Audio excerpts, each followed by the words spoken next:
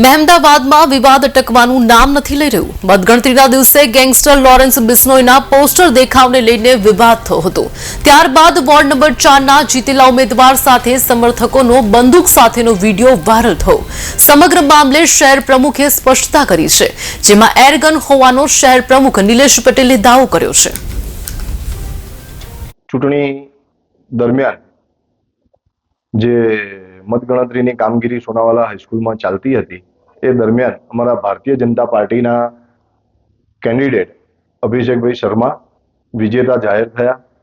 ત્યારબાદની આ ઘટના છે કે જે પોસ્ટરોને બધું વાયરલ થયું, પરંતુ અમારે એમની જોડે કોઈ જ લેવા દેવા નથી. હા, સ્વાભાવિક છે, એમના ચાહકો હોય અને આ બધું લઈને આવતા હોય. મારા કેન્ડિડેટ તો પોતાના ઘરે હતા.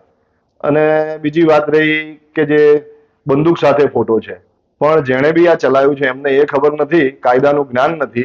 અત્યારે હાલ જે ચૂંટણીની આચારસંહિતાઓ લાગતી હોય એમાં દરેક આવા સાધનો આપણે કલેક્ટરમાં જમા કરાવવાના હોય છે. એ માત્ર ને માત્ર એરગન છે, કોઈ એવા ગેંગસ્ટરના આદેશથી આ ફોટા પડાયા નથી.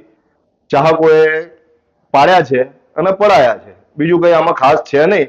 આ બધી મીડિયામાં જે અત્યારે અભિષેક શર્મા અને પાર્ટીને બદનામ કરવાનું જે ચાલી રહ્યું છે એને હું મહેમદાવાદ શહેર પ્રમુખ તરીકે વખોડું છું.